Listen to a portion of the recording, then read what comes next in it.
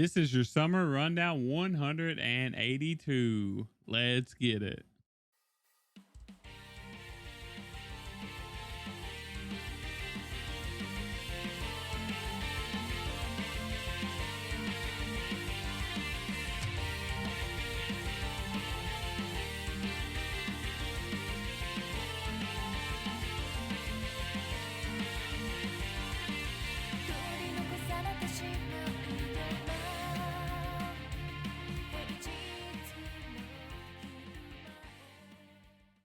All right, welcome back everyone to the summer rundown 182. Words first, numbers later. Yes. I almost said summer 182. Yeah, remember Blink 182? It's kind of the same thing. But yeah, it's me and Nam today. We're here to talk about the good shows of the summer rundown. Daemons of the Shadow Realm, Cour 2. We got Bleach, 1000-Year Blood War, Part 4, The Conflict, the finale part. And then we also have One Piece Elbaph Arc, 1172 and 1173. 2 and 3 for Bleach and 17 and 18 for Daemons. I forgot to say that. But yeah, linktree.com/anime Degens for all of our socials and to join our Discord and all that good stuff. Make sure you follow us, rate us, subscribe to the YouTube, like the videos, comment, all that good stuff. It should be a fun time today as usual. Because we got some cool moments today, honestly, coming up. So you ready now? That we do. Well, I am ready, and let's get it started with Daemons of the Shadow Realm, episode 17. Crybaby and Naughty Child. Interesting. I was a little taken back by the name of this episode, not gonna lie. But no, we get right back to the assassination plot against Asa. You remember that? Yeah, I remember that. You know, it's been a while, but I remember that. So. Okay, good. So Akio, he's approaching Asa. He's got the crowbar behind his back. She warns him not to get close. And that's the last that we're gonna see about that for a minute. Surprise! Hate this shit. Well, it's not as bad as Bleach though. Bleach is horrible about that shit. So Bleach just jumps around all over the place. Right? Bleach literally is like, oh, you want to see this cool thing? Hold on a minute. Let's go to this other cool thing. It just keeps on doing that over and over. Because they're cool. Let's see. How many episodes has it been? 60 episodes so far, 1000 Blood War or more? And that's all it is. It's just like jumping all over the place the whole time. So, okay. They're at least focusing on at least like two topics per episode in Bleach, okay? But they're not jumping to like 15 of them. Yeah. True. But anyways, we go back to the docks. And we wait for the follow-up. The Shingos, that's what I'm going to call the clan, right? The Shingo clan. So the Shingos, they're talking about how the Kagemoris are attacking them, specifically how Gonzo is attacking them. And really how they just need to avoid them because of their powers, right? Yeah. They got the book guy with them too. They said his name. I didn't remember to write it down. But anyway, anyways, probably doesn't matter. The old man's the only one that matters, probably. In a moment, yes. Yeah. Because he does something really cool that we'll explain. But as the Shingo go to make their move, one of the Kagemori holds out her hand, and a blast comes out from her palm. They're on top of the rooftop at this point. All of the Daemons that were surrounding them, they all fell to the ground, right? And began smoking. Turns out that was actually Break. And Tyler, who has the power of Break? Well, you know, somebody that's supposed to be at the Kagemori's home village The thing, manor. right? Manor, getting attacked by a crowbar right now. But apparently she's not, which is very interesting. It threw me off, I'll tell you that much. Yeah. Yeah, me too. I didn't think that glasses and hair put up in a bun would change her look that much. It does, though. It really does. What do you know? So Asa steps out of the smoke, and it turns out that all of the demons, like I said, they've been released from their contract at this point. And as we go back to the manor, this is where we get to see the continuation, right? Mm-hmm. Who is this Asa? Turns out Asa was actually Jin's demon. Or Daemon, right? The big deep sea angler. Yeah. And so he ends up taking a bite out of Akio's arm. That was pretty gnarly, not gonna lie. Yeah. The Kagemoris, they actually had thought something like this was gonna happen, right? And even crazier is this all happened from something that happened in like the 3rd episode. Which is a crazy callback. Like, I don't know. Like, it's It kind of, makes it's weird. sense though, right? It does make sense. When you rethink the facts, the only people that Yuru goes after are people who have bloodlust. The only person who he tried to attack out of everyone in that garage was Akio. But I feel like that's a lot to stake something, an operation like this on, you know what I mean? But I mean, I guess it was good because they was right, you know what I mean? But that's crazy. Well, like Yuru, he attacked Jin, he attacked the other guy. Mm-hmm. I think it was Haru, but he never attempted to attack with malice or intent to kill. Mm-hmm. The only person he attempted to do that with was the only person Akio. who never even fought. He never threw a single punch in that entire garage encounter. Mm-hmm. It's crazy. But I mean, I like that they pointed it out, that was their logic, their reasoning behind setting up this plan. I thought that was pretty cool. So yeah. But anyways, so as Akio's looking around, he thinks that he's kind of safe because Gabby's not there, right? And turns out that I guess like she's the only one that he's afraid of. More on that in a minute. And just as he thinks so, Gabby comes out from behind the shadows. yes. And let me tell you, she is pissed.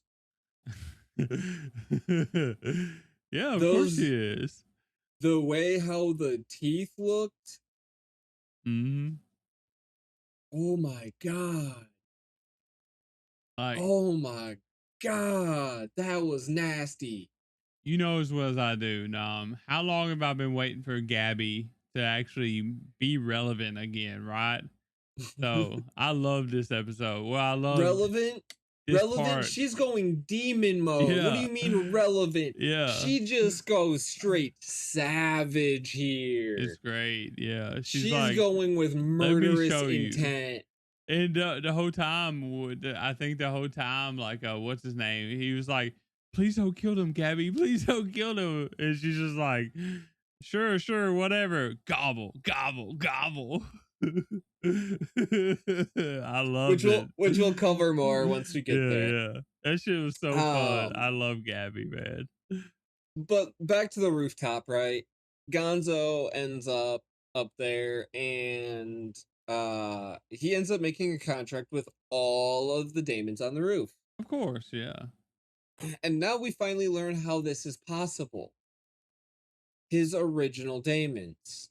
I didn't write down the name of them. I didn't look them up, right? But essentially, it's those two that are swirling above his head. Yeah, especially yin and And yang. yes, and what it does is it changes the nature of all of the daemons under his control to work together. So Mm-hmm. there is no infighting.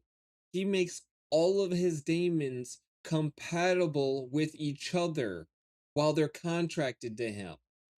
Mm-hmm. And it's also pretty cool that in this section we actually got an explanation telling us why most people don't have more than one pair, which was pretty Yeah, cool to find out. We got like a bunch of different information at once, but it was like fun to learn because like this is one of the questions we was asking, like, well, if we're allowed to have more than one, then why doesn't everyone have more than one pair? And this is why. They not most times the odds are they're not compatible. They try to kill each other or whatever, right? So, exactly. hmm Um, but to take it even a step further, right? Daemons still retain all of their information, right? We learned that when Asa broke Yin Yang from whoever it was and ended hmm up contracting it with herself, he still hmm remembered everything. And guess who else is with them? the trio, The book guy. yeah, yeah. I think He's yeah, Fuyuki. he's got a deadly trio, bro. Like he's got like the attacker, which also is like assuming the identity of right now, right? And No, he's no, got no, like the no, no, no. Hang interrogator. on, hang on. Gonzo's the attacker. But so is the one that also is supposed to Asa, be assuming the identity of, right? Asa is the trio, right? She's a support. She uses break, takes away the contract. Gonzo takes over the daemons. Fuyuki uses his book daemon to learn everything about the previous owner. So I thought that one chick that was at the manor, um, you She know, doesn't. was She part of the may trio. You know what I mean? no, no. The Okay. trio that they're talking about is Gonzo, Asa, and Fuyuki. Okay. Okay. I got you. Because Asa's the only one that can actually break the contracts. Okay. I got Now, you. granted, the other girl is an attacker, yes, and Yeah. she is a formidable part of a combo, but not the As combo where yeah. they can steal all the secrets of their enemies. Not where not where what's his name? Is his name Gonzo, the old man, right? Yes, He's trying to collect them all. He's playing Pokemon while everybody else is out here just like, living life normal. So exactly. See, someone gets it. um, That's why he's always happy, bro. He's like Professor Ash. Or not Ash. Oak. I'm Professor tired. Oak. Professor Oak. Uh, it's okay. Forgive him, chat. He still hasn't finished Dragon Ball. Yeah, exactly. Um, back at the manor, Gabby and Akio are about to face off. And this is when we learn the true difference. Gabby and Akio have fought before, and Gabby is stronger. Obviously, Gabby Gabriel, is her. Gabriel, the daemon, can indeed take down the mountain gods, Mm-hmm. which is what Akio's daemon is. um, so he has them standing up. They're going all out, and Gabriel is just tearing up the mountain gods. I loved the little combo to set up though. It's like, Gabby and her Daemons, would like chomp off bits and pieces and what's the name? Gin would like eat them so that he wouldn't get them back or whatever, right? Yeah, Gene, yeah. Yeah. I thought that was pretty cool. Um and not only that too, but even like Haru using his rabbit and his tortoise to try and provide support for them, right? Yeah. Really came in clutch. Mm-hmm. But even during all this too, Gabby starts shouting about all that Asa has to deal with, right? And just why she's so pissed off. And it's kind of touching, you know? Mm-hmm. Obviously, Gabby really, really cares for Asa, not just in like a, oh, I really want to use you for your powers. She They're really friends. actually Yeah. cares for Asa. And so this is personal for her. I feel like they're BFFs, honestly. Yeah, they definitely are. Mm-hmm. Um, but finally, Akio at this point, he kind of accepts his fate. He sends his Daemons away, trying to let them be free. Spoiler, they're not free. They end up getting caught by the barrier. And as R.I.P. he's about to accept his fate, Gabby says chomp, but then two Daemons show up to stop the teeth. There And I'm you go. assuming that this is Crybaby and Naughty Child. Yeah. Whose Daemons are those though? That's the chick with the Uh glasses. yeah, I thought so. I thought so. Um And but they anyways, what they one keeps on they keep on repeating shit, which I thought was funny. It's like any crybabies around here or some shit. It was so funny. I kind of wonder like what her Daemons actually do. Like like why do they say that? Do they like you know what I mean? Like I want to know their powers more in depth. So I mean, there's gonna be something to do with like I imagine their like their background, right? Like they were yeah. probably around to deal with crybabies and naughty children. Yeah. With Look, swords, right? because that's how every single legend has been told about all these Daemons, right? There's some mythical legend that is associated with them and how they act and what they do. Look at the aliens. Everyone thinks that they're aliens. Yeah. They might not be aliens, but guess what? You look like literally the aliens from Legend, so you're aliens. You're Mhm. doing alien shit. You're blending into society. You're aliens. um, but anyways, when Akio is captured and they're all discussing the events, roof tiles end up slipping and crashing to the ground, which kind of surprises everyone. And this allows Akio to run away, Mhm. right? He books it out of there. And they let him leave to encounter a even worse fate. For a minute there, I thought it was gonna be Yuru, and I was like, "How did Yuru get here so fast?" Turns out it's even worse than that, Tyler. Yeah, apparently, yeah. Um so we end up seeing the one chick, right? Who's Yeah. got the raccoon Daemon. Uh huh.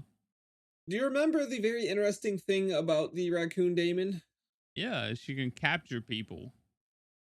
And do you remember where the raccoon captures the people? Yeah, with his balls. In its nuts.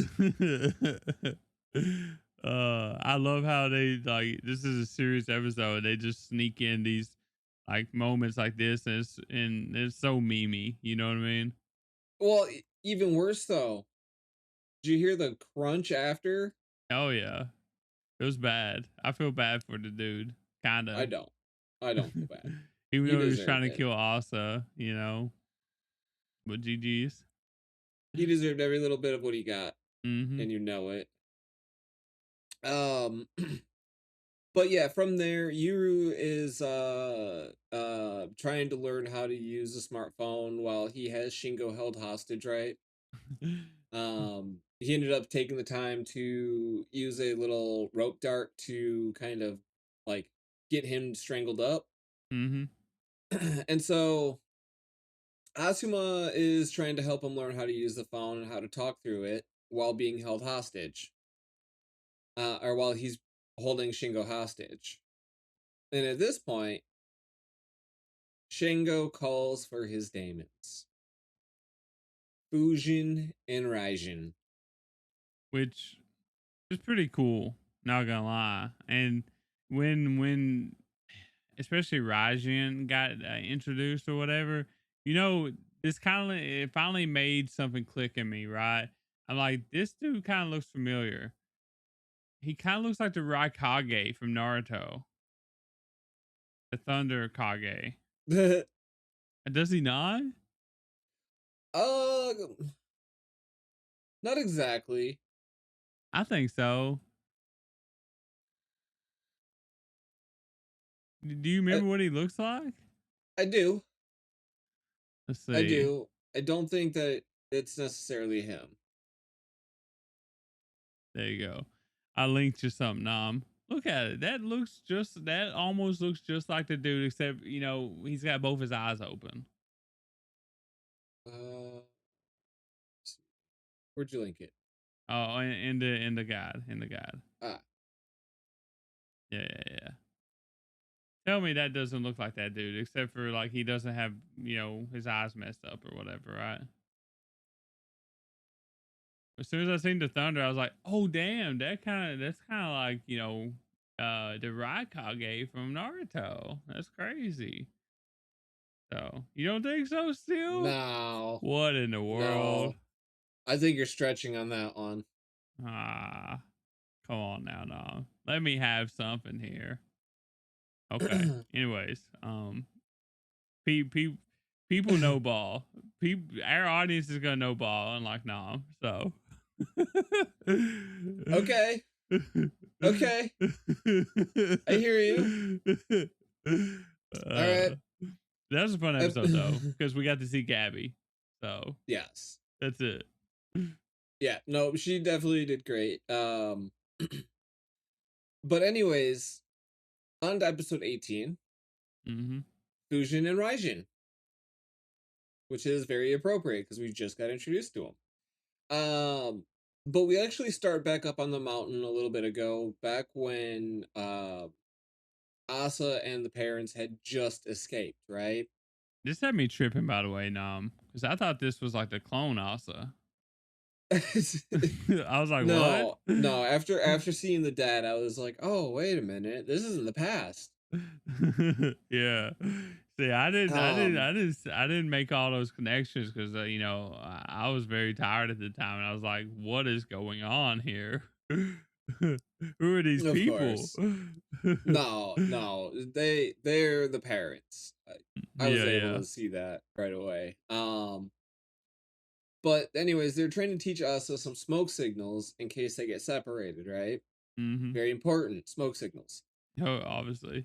The mother ends up mentioning those smartphones and stuff like that, and brings out the stuff that she had brought with her when she got trapped in the village. Despite just leaving the village, though, they're already approached by bandits looking to kill them and take Asa. And kudos to the father The who Papa. decided to use violence, despite what the mother said. They uh, were there to kill him. What do you want him to do? exactly. He didn't kill them though. You know, he just knocked them out. Easy enough. Exactly. Um, but from there, they end up leaving the area and trying to find safety. Mm-hmm. And even like the mother's like, I can't just go to anyone. It'd be strange. I just get lost in the mountains and come back all this time now Yeah, with a I'd make kid. news. I'd make national television. I'd be telling them exactly where we are. Mm-hmm. And it's true though. She essentially would. So it kind of leads us to where we are now. Um, but back to Shingu and Yuru. Shingu reveals his daemons, Fujin and Raijin, the controller of wind and lightning. Fujin is wind, Raijin is lightning. Mm-hmm. Um, the clanmates decide to go and check in on Shingo, which is when one of the guys actually gets taken by the bandit that's with Dara and his daemons. The little cute Um, little Daemons, I want to say. yeah, they're pretty cool. But also highly deadly because god damn. Yeah, they're basically like Um, mosquitoes who control your body. but at this point, this is when we also learn about what else he was planning on doing if it came down to it, which is taking over the twins' bodies. Yeah, obviously. That's what everybody wants. They want to control the twins. What Shingo Yes, wants. which is really fucked up, man. Let the kids alone. Leave the kids Yeah. alone. They didn't choose to be born the twins of darkness or whatever the hell it is. The twins that sunder night Yeah, and day. yeah, that they didn't choose that, bro. They just want to live, happy, sibling life. So, Yes. But anyways, back to the room with Shingo and Yuru. They actually get ambushed by Dara and the bandit. They didn't really get to do much combat because Fujin had just like tore up the one body that they had used to bust in. well, And to be fair, Dara literally just has a pistol and no Daemons, and the other dude has two mosquito Daemons who control people, and he's got two badass Daemons that's ready for battle. There's not a chance in hell, I don't think. You know what I mean? I don't know. I think there at least be at least some chance. I don't know, no. Maybe with And Yuru there, but exactly. See, now you're thinking out of the box. because Um Yuru's like a walking ass pool. He can just do things with a bow and hey, arrow. hey, he trained very hard to be able to do that ass pull stuff, Imagine if you okay? give that man a pistol. He'd be like John Wick, bro. Chuck Norris, even. Shit.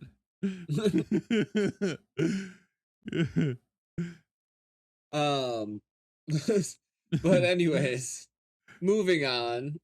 um During all the confusion, Asuma actually sent his daemon to carry Yuru away. Mm-hmm.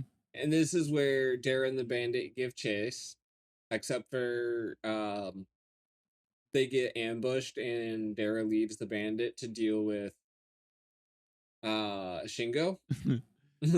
All by himself. Which, Poor. who knew that was going to happen? I did. I knew Darrow was going to dip.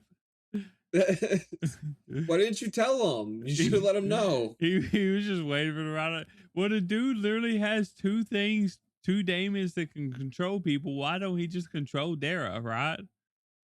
Then he knows he can't get away. I mean, you're not entirely wrong there. Um, but anyways, so Dara is chasing after the Daemon, and he kind of notes how the Daemon's like not really going too fast, and how it also seems to want him to follow. Mm-hmm. Which is where he then goes to a rooftop and waits, which ends up being exactly the case. Um, so that was pretty cool. Mm-hmm. But yeah, we get to learn a little bit more now at this point about Yozakura. Yozakura is the moth daemon of Asuma, and it turns out that he's actually secretly an ally right now. Yep. um Asuma does not like Shingo at all, but he doesn't want him to know about his feelings, which kind of like is a little throwback to as well when Yuri was having Shingo held hostage.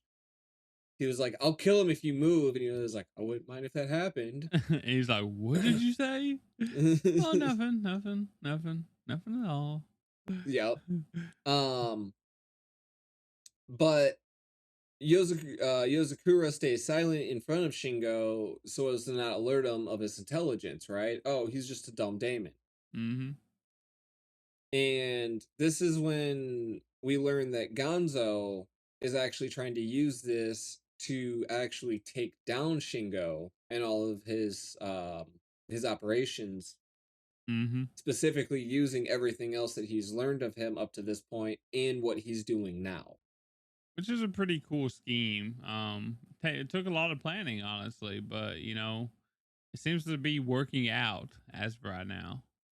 Yes, but I wouldn't count it out yet because we also see just how greedy of a man Shingo is, Mm-hmm. which is obviously not going to be very beneficial to many people in the long run.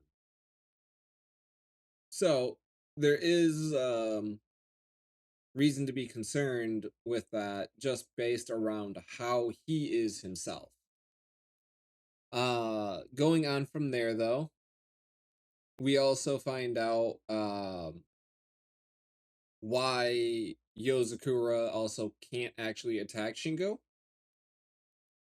He's a bunch of moths. Mm-hmm. And Shingo has lightning and wind on his side. So not Yeah. only can he actually kill moths, he can also then blow them all away and disperse them. Yeah. So It's a bad matchup. So I mean, a lot of things are bad matchups against Shingo, honestly. So yes. You know who's not a bad matchup though? Yuru. Well, I would say Yuru, but right and left. Oh yeah, true. Because they're stone, right? Because Yeah. like literally, like They're literally stone. how are you gonna blow them away? How are you gonna strike them with lightning? You know what I mean? Like they're stone. So Exactly. But also everyone's like still super curious about Asuma and like highly alert around him, and his Daemon's like, yeah, he's not hiding anything weird. He's just got a really sus looking face. I feel that he does. Yes. Yes, he does. But we finally get back to the hostages who are talking about everything, right? Mm-hmm.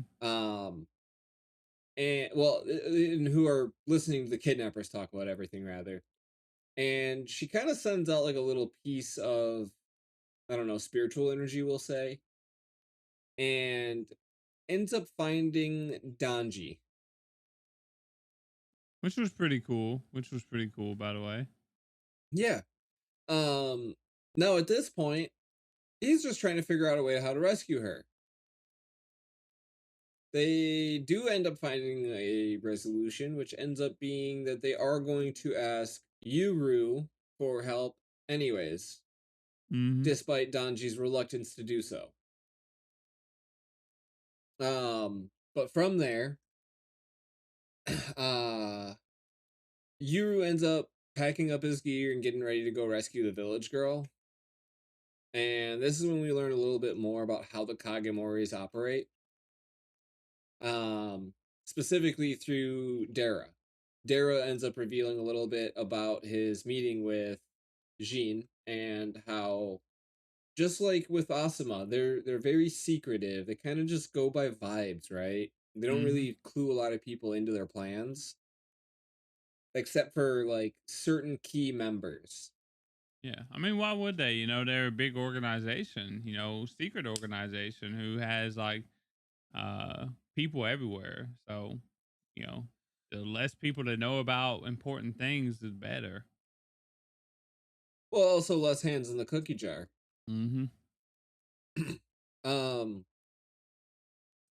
but we also learn about the sword user, and we finally have a name for him. Perv Man. That's his name. We're not changing it. It's definitely not Ivan Yosano. It you is might Perv Man. you might have to remind me, in future episodes, who you're talking about if you start calling him Perv Man. Don't worry, I got you. Hang on. I only know him as the Sword Man. So make sure you write that down. Write that down. Quick. Write that down. I'm adding it into the notes here as soon as we finish. But anyways, Dara actually mentions though how Ivan might actually know something about his parents, which now gets Yuru more curious and wants to go after him, right? Mm-hmm. As well, help out right and left. Another funny thing that happened here was like Yuru looked at him and he was like, "Perv man." He was like, "Yeah, he's a racist women." And Yuru's like, "That man must die. He needs to cut his own stomach open." Commit seppuku, right? Yes. But anyways, Yuru now has to decide whether to go and help right and left when he sees some smoke signals. Danji and Fake Asa contemplate whether Yuru will come to help them out. When all of a sudden there's a lot of commotion and the door crashes open. In steps Asa, making the world's loudest tongue click. And when she doesn't see Yuru, she is furious.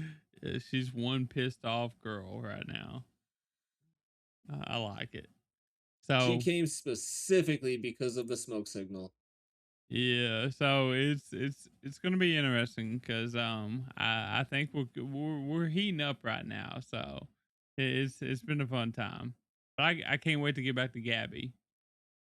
Hopefully we get to see more Gabby. I definitely think we'll be seeing more Gabby.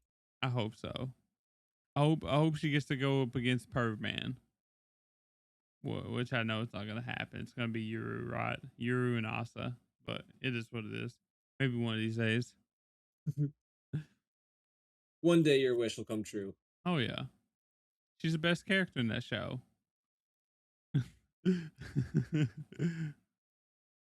All right, now you got anything else for Daemons? Nope, that's it for Daemons. Alrighty, so I guess it is time for me to shine with 1,000 Year Blood War, Bleach, the Calamity. Episode 2, actually. And this is going to be called The Son of Darkness. So, if you remember the last episode, the first episode, we had a big thing with Nock and how he was fighting Yoruichi, and we had the Thunder God form or whatever, right? And all the little fan service moments of Yoruichi and all that good stuff. Well, then at the end of the episode, Nock transformed basically into his like Quincy Bankai form called the Vostandig, right? And it's actually insane, man. Like, we get a little like insight into like I guess his form in this episode. And he's like, yeah, all I gotta do is survive long enough. And then even someone like her with, where her like spiritual energy changes like so many times per like second or whatever. And like, he's like, I can actually become immune to all 48 of her changes. And then after that, no matter how many times she changes, since I'm immune to her base energy, base 48 energies or whatever, I'm basically immune to her no matter how much she changes after that because she cannot change her base form or whatever. And I'm like, damn, that's actually insane. That's actually an insane power. But like, this is their Bankai version. Like, it should be insane. You know what I mean? Yeah. Because it is the Bankai essentially. So basically, like, even though Yoruichi's Thunder God form is like insane too, it's just off the table now because like it can't be used. I mean, it can, but it's just no good now. So, and plus, Yoruichi wasn't looking too hot. Last episode. So at the end of the last episode, she was about, out of minutes, out of seconds actually. So, but that's fine and dandy and all that good stuff because he can talk all the shit he wants, you know. Nock's good at it. That's all he's been doing. You know, when he's on top, he talks all the shit. Even when he's, you know, getting shit on it, he's still talking shit. Um, and you know, it's funny because like he thinks he's winning right now. And Kisuke, you know, he's just like, okay, okay, I see you, you know. But guess what? I got something for you. You know, he's always got a plan, right? Um, Always. yeah. And then Nock's like, but hold up, I got more. Wait, there's more, right? He ends up using a gift ring on him and ends up taking out his eye, which was kind of gruesome, by the way. Like, I don't know if you have any like moments like these that it kind of hurts you, you know? But like this hurt me, Nom. Like this is like nails on chalkboard, you know, type shit for me. Like whenever I see moments like dealing with eyes that look as good as this or Yeah. whatever, like it's just like, oh, I have to like pause or look away or something. I'm just like, man, that's so bad. Like I wouldn't want to feel that, you know, that's horrible. So Yeah, I mean, I don't think it's supposed to necessarily feel good, no. you know, but at the same time,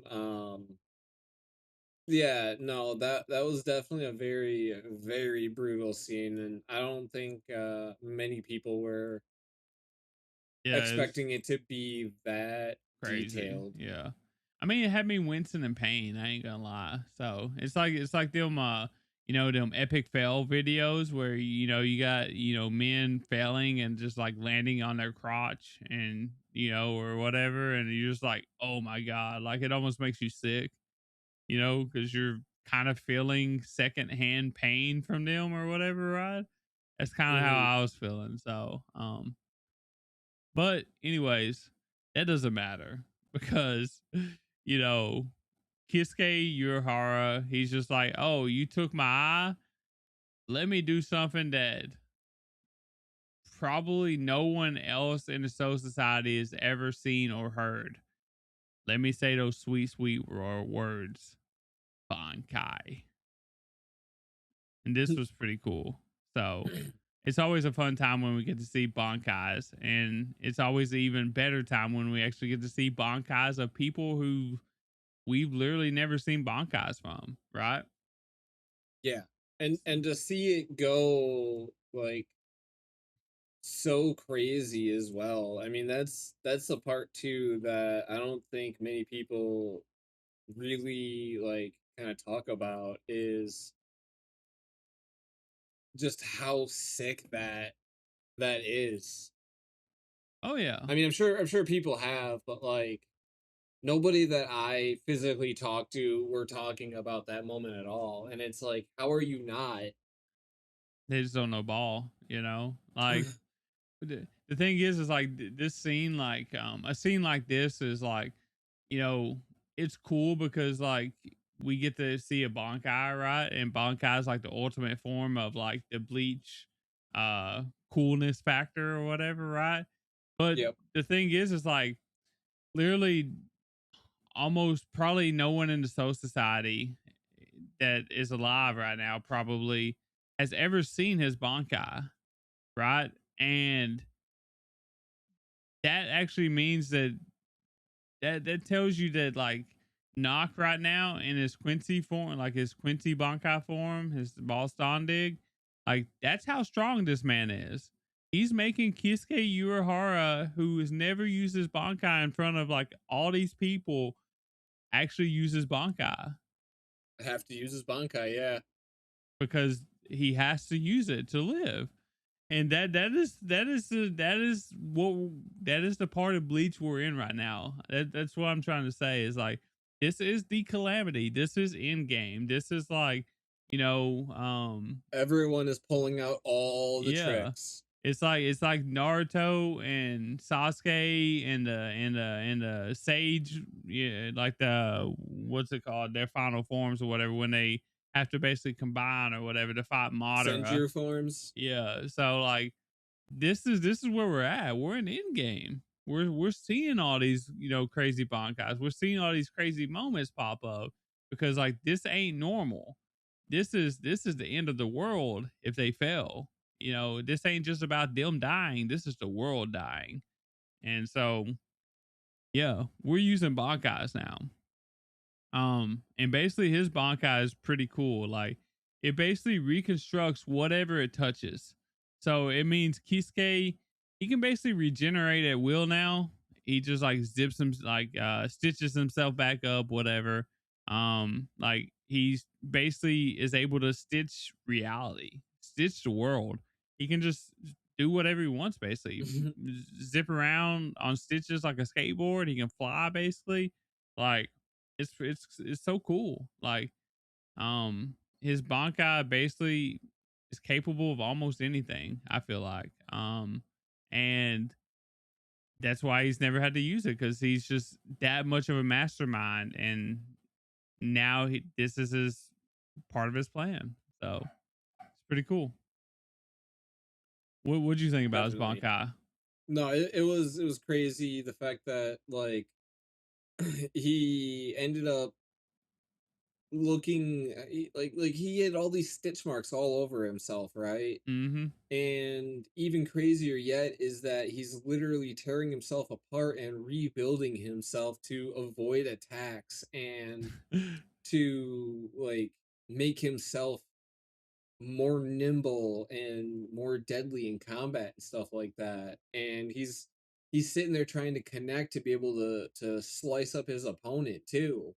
Yeah, it's crazy. It's crazy, yeah. One of my favorite parts of this is like Knock was like, "You ain't gonna tell me about your powers?" And Kisuke's just like, "What? Why would I, bro?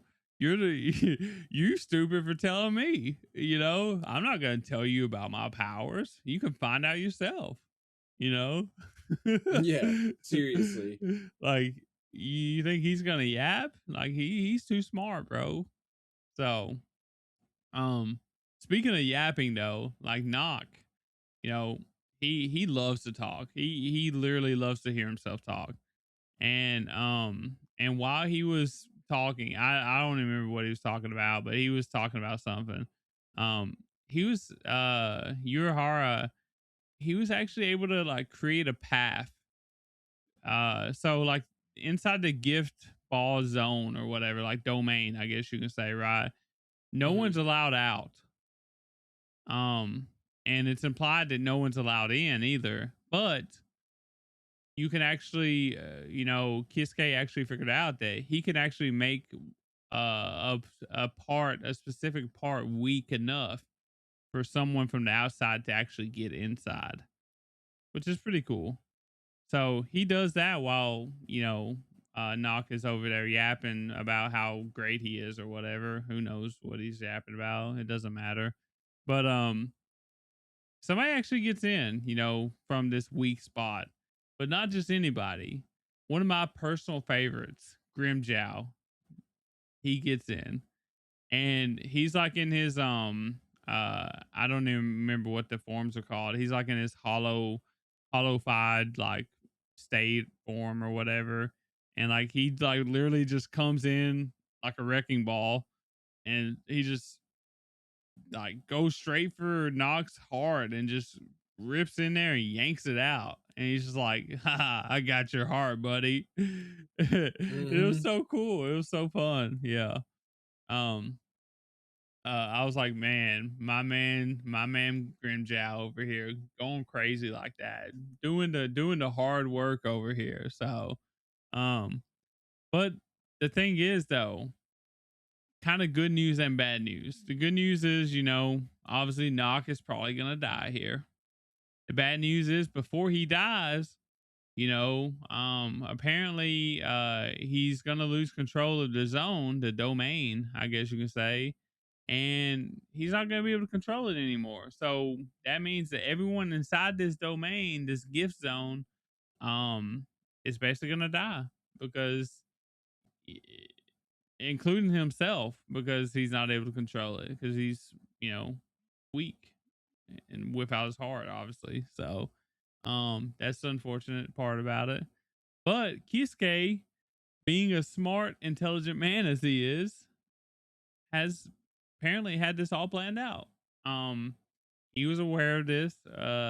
This could be a possibility, and he's got Nell outside the domain, waiting for a signal or waiting for something, and she's supposed to come in and save them. Actually, when something like this happens. So, um, but that also makes me wonder, like, how is she gonna get back out once she gets back in?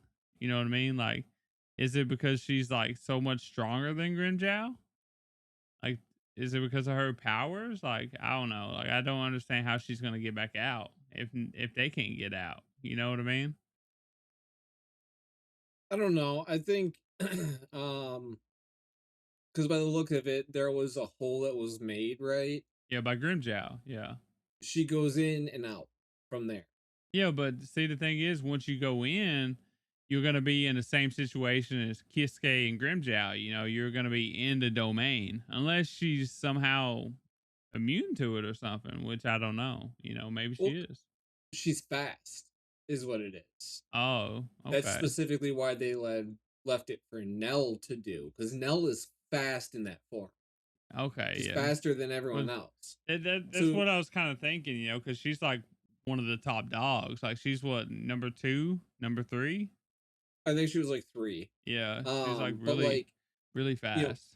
jumps in, quickly grabs one of them, jumps out, Mm-hmm. doesn't have to breathe anything, doesn't interact with the air inside of there. Mm-hmm. Hey, you're fine. Okay, jump in, grab the next one, jump out. Then get Yurichi, obviously. You know, we can't leave Yeah. Yurichi in there. But yeah, but we don't actually get to see that. I'm assuming we'll get to see that in a future episode. I don't know, because now we're going to the main event, or what's supposed to be the main event: Ichigo and Orihime versus Yuabaha, and you know they went into the little chamber or whatever, right? And Orihime, she's supposed to be in charge of defense, and Ichigo is supposed to go kill Yuabaha. But the problem is when they go in, they're really surprised because Yuabaha is supposed to be sleeping, but he's not. He's actually wide awake. And he's talking, and he's actually telling Ichigo that Ishin isn't actually his daddy, that he was just a fill-in, that Yuabaha himself is actually Ichigo's daddy, and that he is the son of darkness. So, a lot of big news for Ichigo here. He doesn't know whether or not to believe um Yuabaha or not, but it doesn't matter because like Yuabaha's whole purpose plan is to like get him to react. And so then he starts talking about his mom too. And it's like, you know, your mom, you know, she didn't, I think he was like saying she didn't matter. She just played her part or whatever, like, or all this stuff. Like basically just shit talking her kind of, I guess. Trying to get a rise out of him, you know. And that's his whole goal because he wants like Ichigo to use his powers to attack him, use his full powers for some reason. So yeah, what do you think about the news that Ishin is not his dad? I think it's bullshit. You think he's lying? I think he is. Okay. I think that ultimately he's just trying to play mind games um Ichigo. with Ichigo, but also I think that with something that he reveals, have you talked about all of his powers yet? Whose powers? Ichigo's. Oh no. Well, I'm pretty sure that we know about most of them, probably, We right? Or we all of we've them. seen all of them, yes, but has But Yuabaha started talking no, about them? no, it's that's Okay. next episode. Yeah. So, yeah, no, I just think that it's a bunch of bullshit and he's bluffing, which I'll cover my theory on why when we get to that point in the next episode. But to be fair though, like Ichigo's character is basically like bullshit. Like it's literally like, ass pool. So Yes, believe me, I know. That's we've why talked I'm about it for saying, years. So it's so crazy. yeah, But yeah, we'll get to that like as soon as we start the next episode because that's like literally one of the first things to happen. yep. But this episode ends because as we cut to Ishida because he's currently having a fight too with Jugrim, who is like the other half of Yuabaha. He's got the king's powers, right, or whatever. So and like he's still trying his best, he's not giving up because even though Jugrim is over here saying that like he can see the future and he can see that Ishida and Ichigo will fail. They literally have no shot. And, Ishida is just like, I don't care. Ichigo don't care.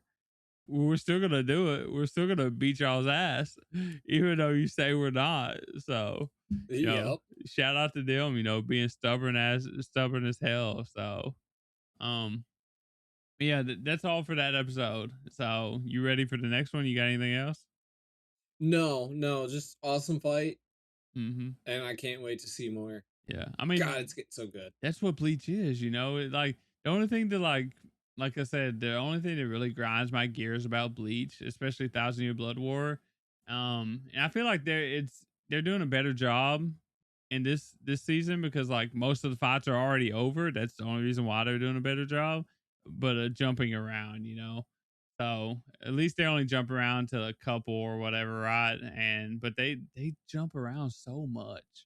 Um, Yeah, when so they jump though, they are taking the time to like really focus in at least mm-hmm. on what they jump to now. Yeah. I did like how like in this first episode I think it was the first episode when he was jumping in between like Ichigo and Ishida when they was saying that well Ichigo's probably gonna say that or whatever they was doing the jumps like pretty cool there because like they was literally saying the same shit or whatever, right? Like we don't care, we're still gonna Yep. do it. So what?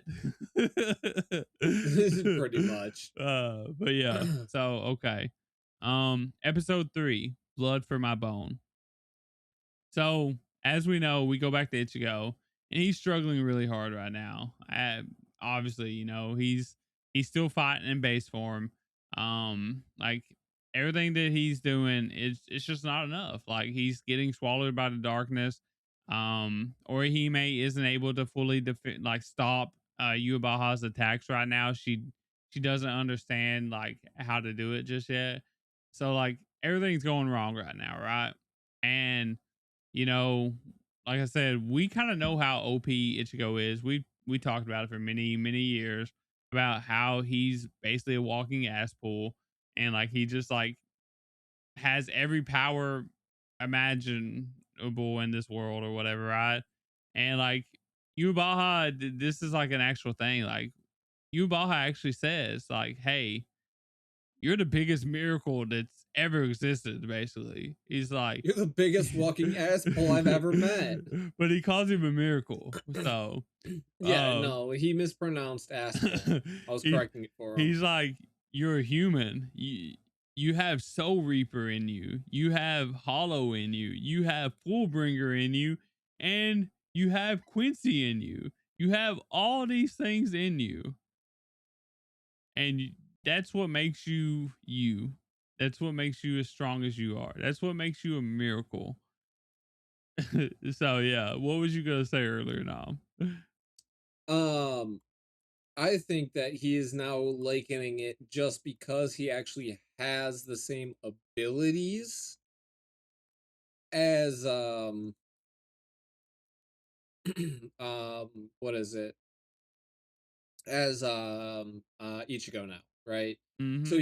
he's trying to like kind of play on that whole familiarity aspect there, Yeah, I mean, which I'm not buying. you know, I get it. Like Yubaha, he's all about playing mind games. Um, but I mean,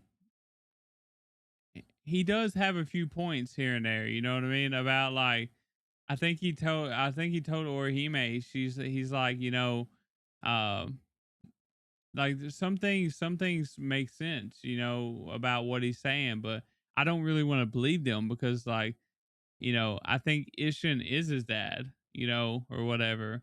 But I do think that, you know, maybe there's a possibility that something happened somewhere, something funky happened. Because he does make a few good points here and there. Like the Orihime thing about like her not being able to block his attacks because, you know, him and Ichigo kind of share the same uh what did he say, like blood or energy or like something like that, and she's like instinctively allowing some of it in or something like that. I'm not sure how he explained it, so it was pretty cool. Basically, he's saying because he is Ichigo that she can't stop his attacks because she will allow his attacks to come through. Yeah, But that's so exactly what I'm saying is that without the power of the Soul King, who the fuck is Yuabaha but just a Quincy? yeah, He's so not anything like Ichigo at that point. But now that Ichigo basically was admitted to be the Soul King vessel, mhm, well, now what else are you gonna do? Kind of have to just lean into that aspect of it. yeah. Yeah, I'm basically Ichigo's dad. I have the same abilities as him. Literally everything. I'm now a walking asshole. What's up? And Yubaha is like, yeah, what's his name? He wanted you to be the Soul King or whatever, right? He wanted you to be the new Soul King. And it's like, are you good with that? And it just goes like, who cares? Yeah. I gotta save my friends no matter what. I don't care if I become a figurehead or whatever. I'm just like, man, this dude literally, he doesn't have a brain sometimes. He's just like, let me swing my sword really fast. Pretty much. But yeah, even with all the powers that Yubaha just mentioned, that you Ichigo has under his belt, it doesn't matter. Like Yubaha, he just simply regenerates after each, attack. Ichigo's actually hitting him. Like he's splitting him open. Like he's doing some crazy damage.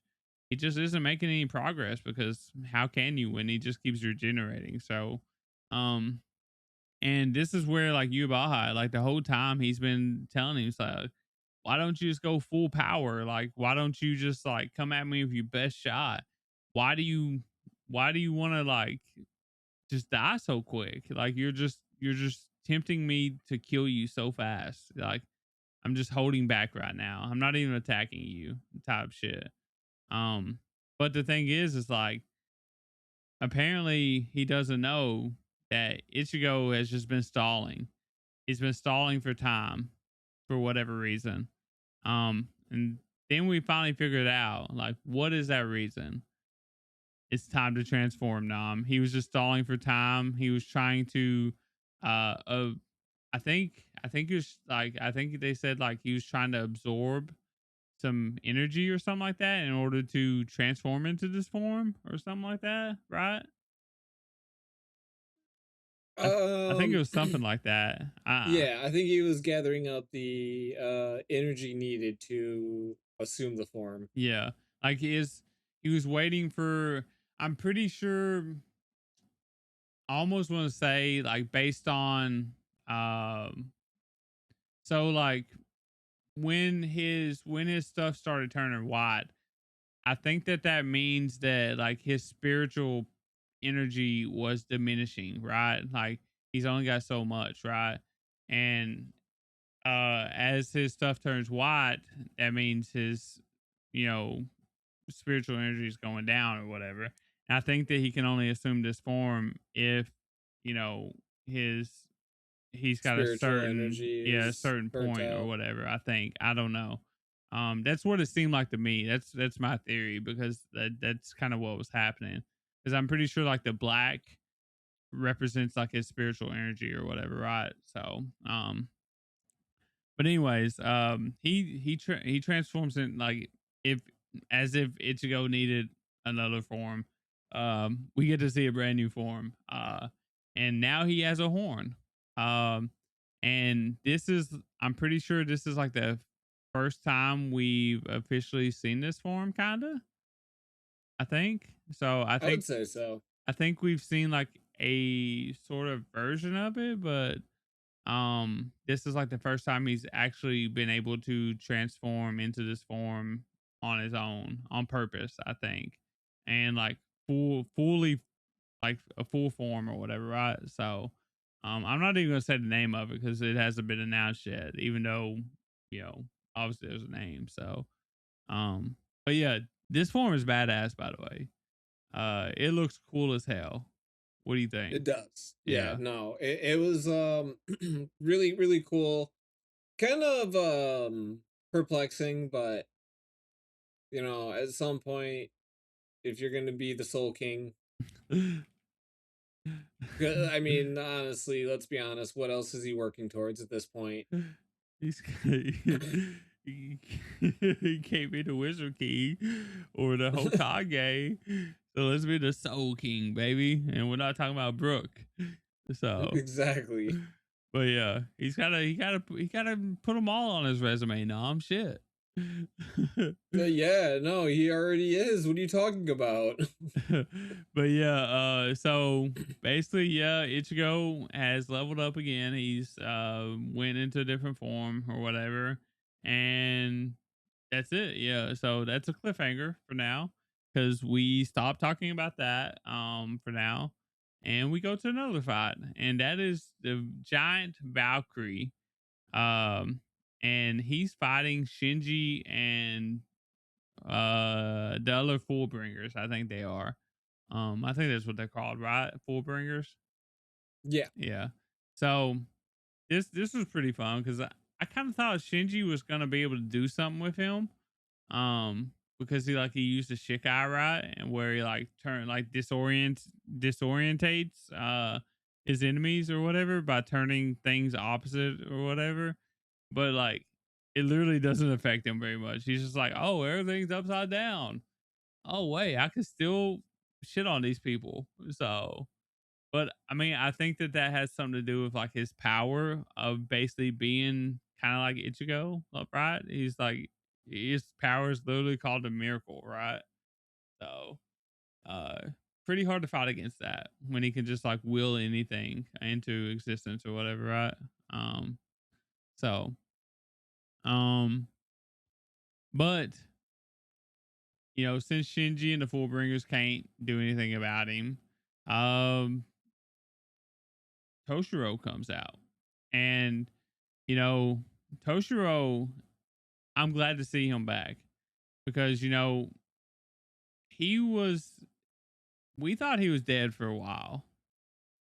And so I'm glad to see him back because he's one of my favorite Soul Reapers. So I was very sad when the whole dead thing happened. So, uh, but what makes it really cool though is he comes back and he don't even play around. He's just like, yeah, I'm going full throttle right now. I've already died, almost died or whatever once. So I'm just straight up using my Bankai now. And he's just like, whatever.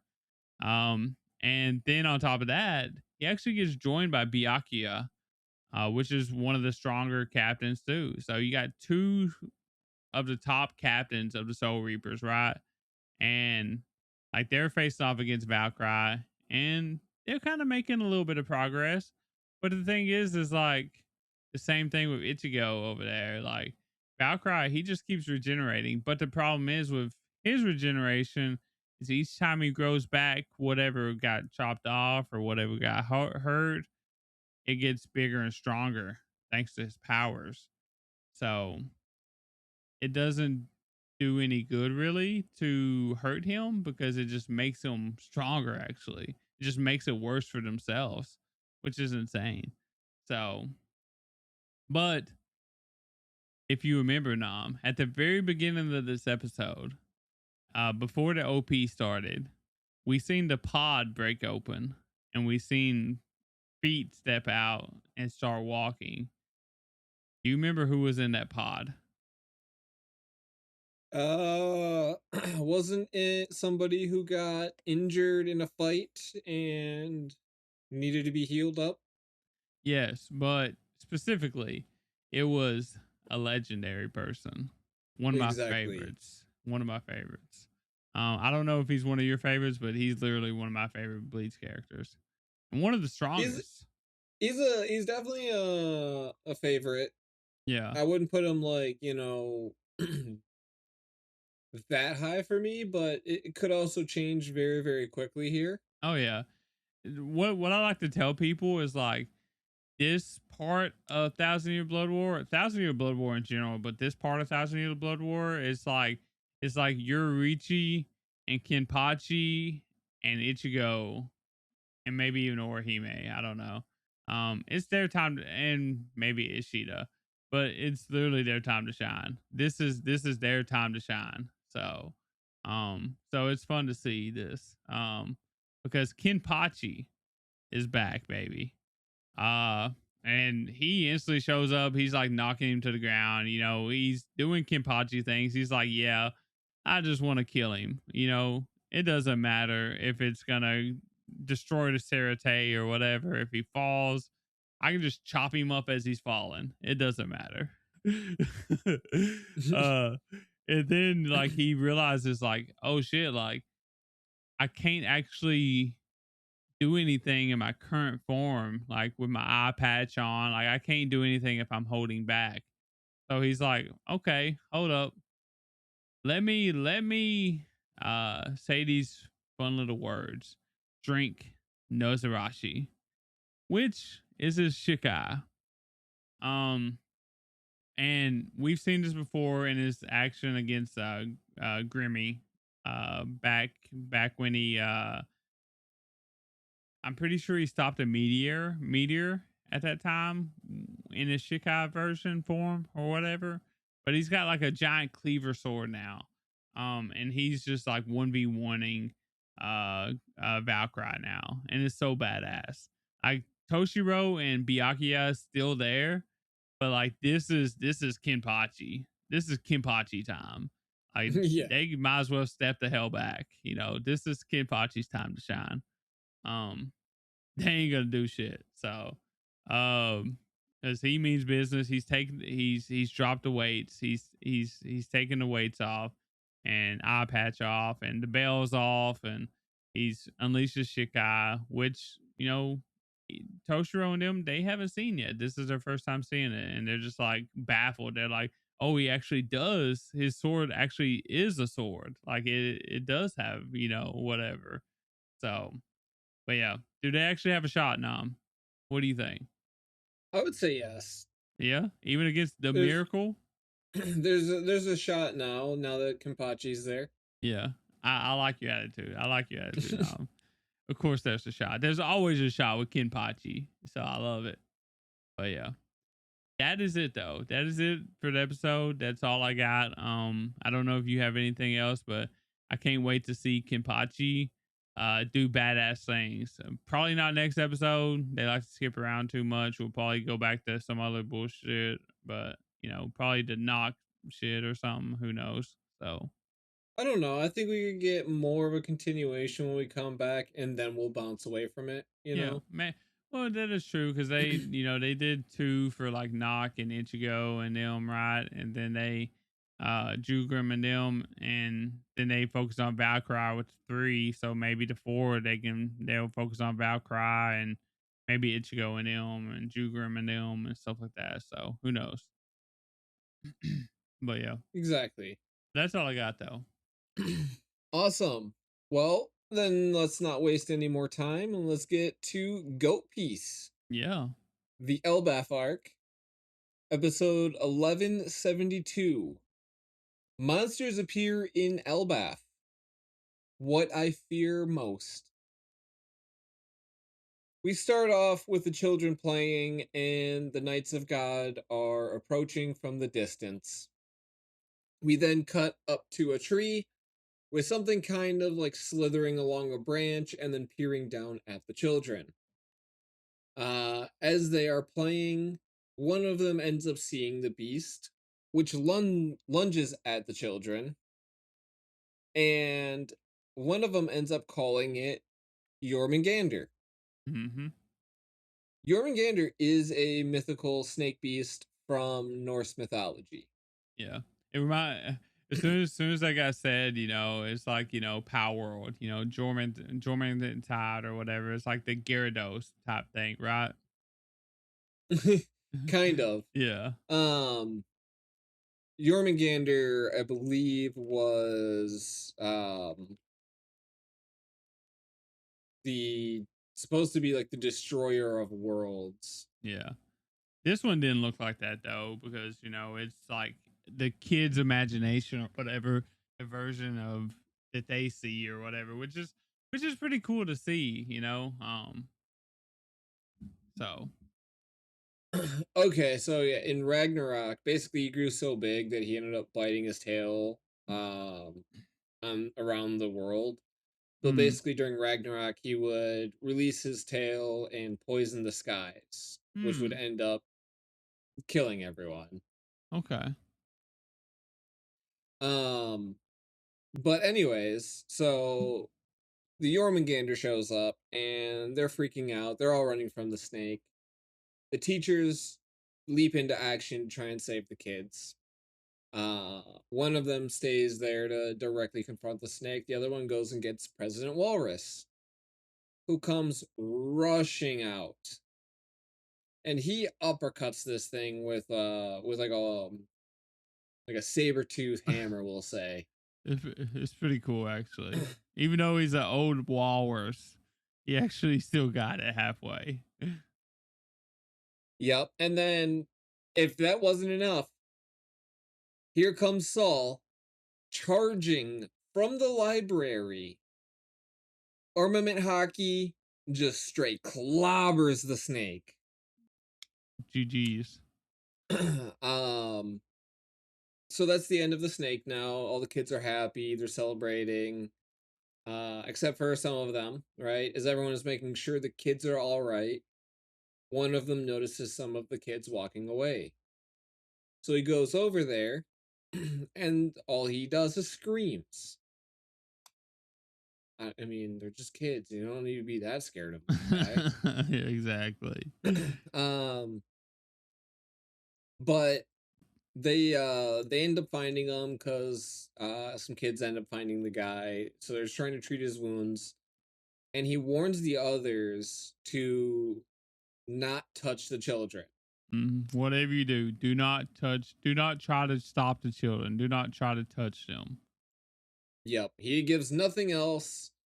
But he's obviously in a lot of pain, and there is blood, so clearly it's something big. Mm-hmm. Just as the giants are about to move, they look around and they notice some monsters running about, and all the children around them are now dropping, falling asleep. Mm-hmm. Loki. We haven't seen him in a minute. So Loki is now standing, hammer in hand. He threatens to destroy Elbaph if they don't release him.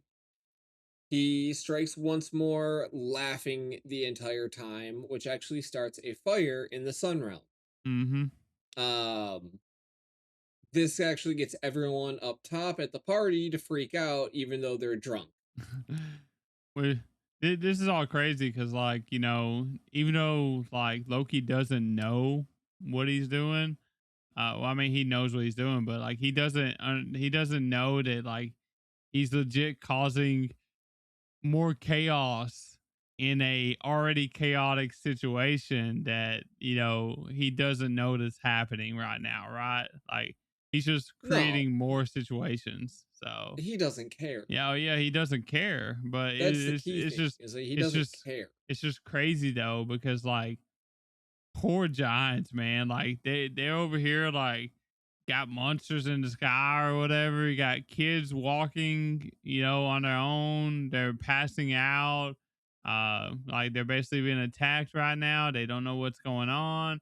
and then they all of a sudden they got a fire started over here, which is like Elbaph's most deadliest weapon or whatever, right?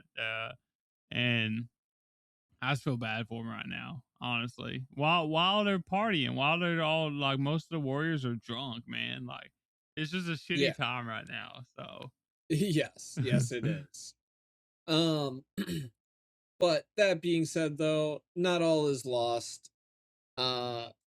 Because as it turns out, Miss Angie, while she's staring out, actually recognizes all of these monsters, right?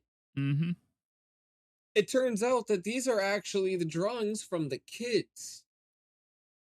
She actually had them draw what they were most afraid of. And now each of those drawings are coming to life. Mm-hmm. Um Which is pretty cool. I enjoy seeing the different versions of all these things. So Yeah, definitely. Last little bit that we get to see are the gods and knights discussing their plan. And they ask actually Gunko who she is afraid of. To which her reply is Nika. I mean, she should be scared of Nika. So they Yes. don't even know that Nika is there. Well, they do know because they saw him. Remember, Did everyone they? sees seen. Yeah, he was one of the monsters. Oh yeah, well yeah, obviously, but they don't know the actual Nika is there, right? Well, the actual Nika doesn't even know that he's Nika, so that's fair. Yeah, he's just like, yeah, this is my free form. I'm not Nika. What are you talking about? You're silly. Uh, but yeah, so the one thing that I think is interesting about this whole situation is that I feel like the monsters will disappear. They're only there because the kids are sleeping. That's what I think. Anyways, I don't know if that's true, but I would assume so though. So I'll I feel debunk that theory next episode. yeah, I feel like if you just wake them up, the monsters will go away, right? I wonder if you kill the monsters if the kid will wake up. Hmm. I'll debunk that theory too next episode. Damn. I'm sorry, Tyler, but it's gotta happen. Mm. Speaking of Just let me next, have some hope, Nom. Shit. speaking of next episode, 1173, a nightmarish game, the dark plot of the Knights of God. We started off with Miss Angie talking about the kids, or the kids' fears again, and they also mention how dangerous it is. So they begin to carry the kids inside. Saul notices some kids running out, or not running, but being walked away. And so he decides that he's going to go check in on them. And he goes with Robin and Chopper. Mm-hmm. He tries to grab onto one of the kids. And he gets stabbed in both hands. Even though the kids still carry on. Yeah. I'm pretty sure we actually see this time, like, things around the kids, right? When Saul gets stabbed. Yep. Yeah, Yeah. as Stahl is getting stabbed, we see the silhouette, and then we don't see it outside of that. Kind of like Mm-hmm. what everyone else is actually seeing, Yeah. you know? So I thought that was pretty interesting. So. Yes. But at this point, Miss Angie calls out using a transponder pill bug, which is only usable on Elbaph. What's the difference between that and a snail? I'm assuming that this one is more of like a whole broadcast amongst all the Oh, transponders, okay. right? Okay. I got you. So that way they don't have to like call 15 different branches. They can just, hey, A quick mass, message, a guys. mass announcement. Yeah. This is your public service announcement. Draugr. Draugr. Um, which, as she's telling everyone about the dangers of the monsters and everything. Mm-hmm. Um, the kids are actually also on their way to the branch which is on fire, which is when the fire brigade finally decides to show up. Hooray! um, as they're on their way there, they end up running into a Draugr. Yep. Unfortunately. Yes. As such, they do get knocked out of the sky, and so they kind of don't really make it to put out the fire. Yeah, so that branch is probably gonna need to be chopped off, probably. Good possibility. But the Gods Knights are actually having dinner at this time while they wait. Yeah, what And else this what else is would you want to do, while you're watching your destruction and chaos come to fruition? so this is the scene where I'm gonna break your theories, Tyler. Mm.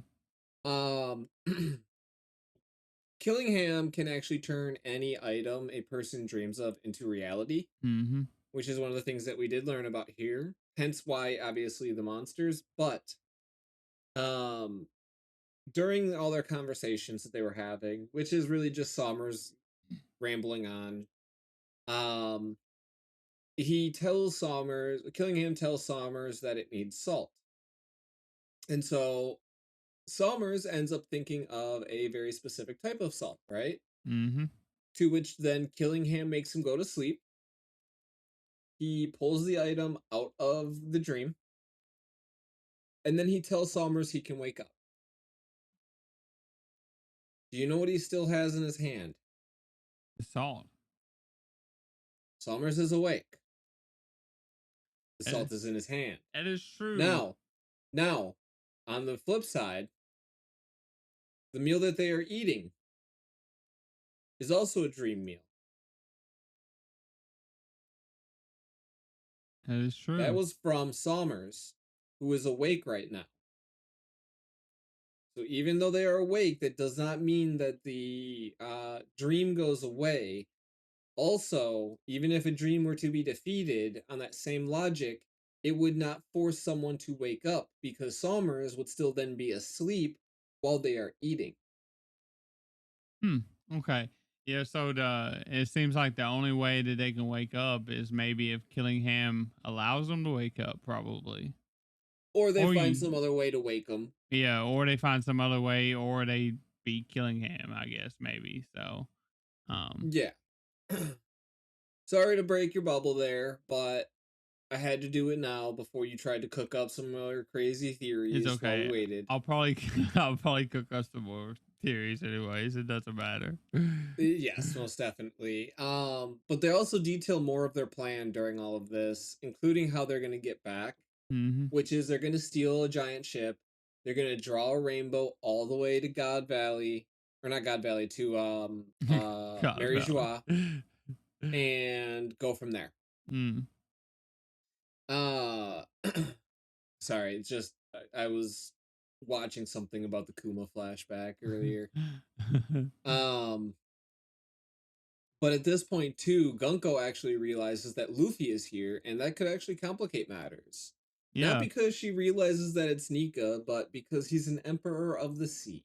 Yeah, and he's got his whole crew here, right? So, it's gonna be. It's definitely not a good thing to have Yonko Luffy or Yonko Mugiwara here. So No. And also, the kid's path is leading directly into the fire as well. yeah, and I don't really understand that because like it feels like Gunko is just like, oh well, what can I do? If they go there, they go there. But like, isn't she able to like tell them where to go with her arrows? You know what I mean? Like, it's so confusing to me. Like, you can literally change their course, lady. What are you talking about? Well, yeah, but there's still only one path to get to where they're going, Oh yeah, right? yeah, And so but that's they can't just like stop the kids there and then come up with a new thing. There's probably a limit to their power too. Like they can't keep them going indefinitely like that. Yeah.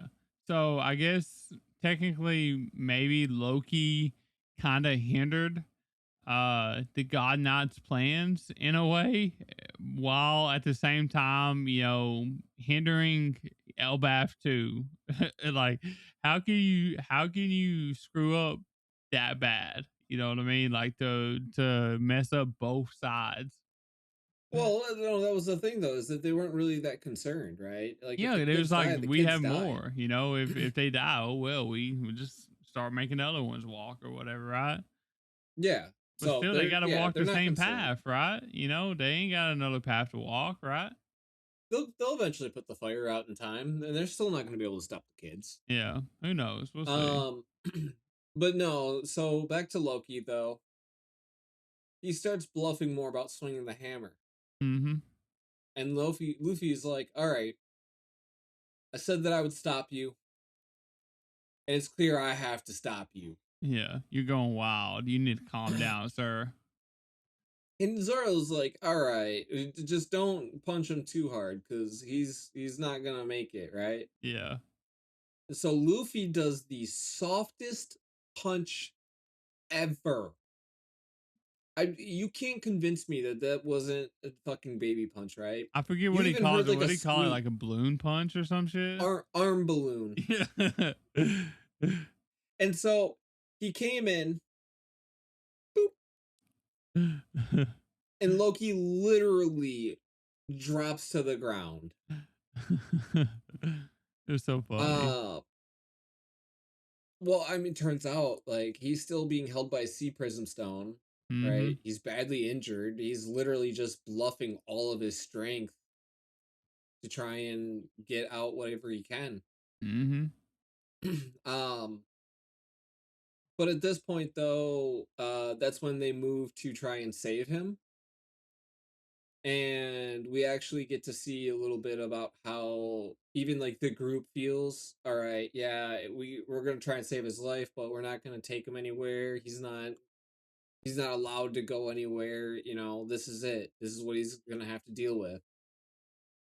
And then Hajrudin, we actually see a little bit of a flashback, showing younger Hajrudin and younger Loki, and how Hajrudin was like bullied by Loki, right?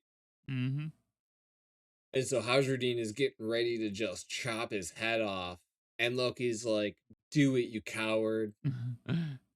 You don't even believe me anyways. You really think I killed our father For no on reason or something like purpose?" that. Yeah. I had a purpose. I just wanted to kill him. He was pissing me off that day. That's something Oh Loki would man, wouldn't say. shut up. Yeah, that's something Loki would say. I didn't kill him for no reason. He was just, doing this. So funny.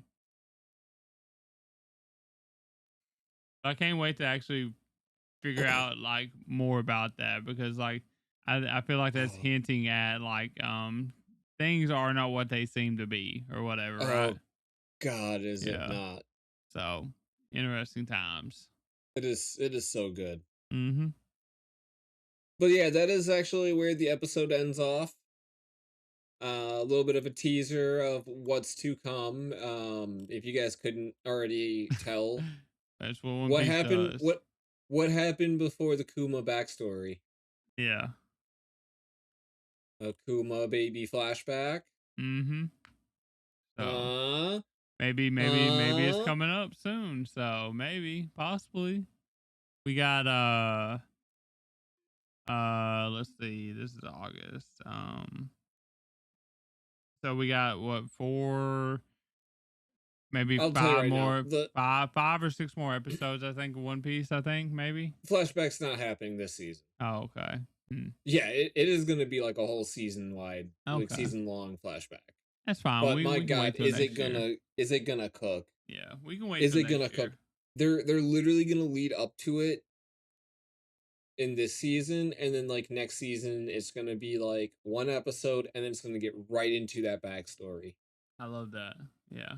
I Fuck, is it gonna be good? I can't wait, actually, because Loki is such a mystery, and we need to know more about him. So, but yeah. Tyler, you're gonna need to get like a recurring order of pallets of tissues. I mean, isn't like that's just like just One Piece doing One Piece shit. So, Yeah, but it's like Kuma level oh yeah, kind of tissues. I You like need a it. lot. I like it. I know you're gonna go through a lot of boxes. I can't wait.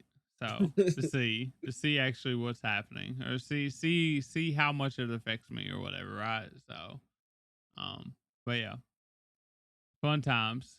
Can't wait to see what Luffy's gonna do once he finds out that the God Knights are here or whatever. So, it's gonna be an interesting time. So, got anything else, Tom? I do not. That is all I've got. Alrighty. Um, well, that is going to be it for the weekly or the summer rundown. Actually, this week's summer rundown. Um, so, well, this episode is late, by the way. Obviously, I'll let y'all know in Discord. So if you ever want to, know why an episode didn't get posted or know if there's going to be a late episode, all that stuff, join the Discord because I let people know there. But actually, next week, if you like One Piece, since we're talking about One Piece now, if you like One Piece, we are actually going to be talking about One Piece more next week, probably. If everything goes that way. We're actually going to get our good friend Sako back on here, who we did have on with us for the One Piece live action season 3, right? Two. Was it 2? There's only been 2 seasons so far. Okay, yeah, 2. Season 2. The newest season of One Piece live action. We actually got him over here to talk about that. But at the time that we talked to him about that stuff, he was actually not current on One Piece. He's been working on it for a while now, but now he's been current for a little while now because that episode was a long time ago or a while Few back weeks. ago. Yeah. But he's been current for a few weeks, Nam says. So we're actually gonna get him back on because we wanted to talk to him about like do the old One Piece journey thing. You know what I mean? Like we have a lot of fun talking to other people that binge One Piece, catch up to One Piece, and we actually want to see like how his journey was, what his favorites was, and like just have a good old time talking about One Piece. So, especially since we're friends with him and stuff. So, good old casual conversations is always the best times, especially One Piece fans. So, um, but we're gonna try to do that next week. So be on the lookout for that. If you're a One Piece fan, if you like hearing about that stuff, check us out. And I guess we'll see you for that. We'll see you on next week sometime. Peace. Later.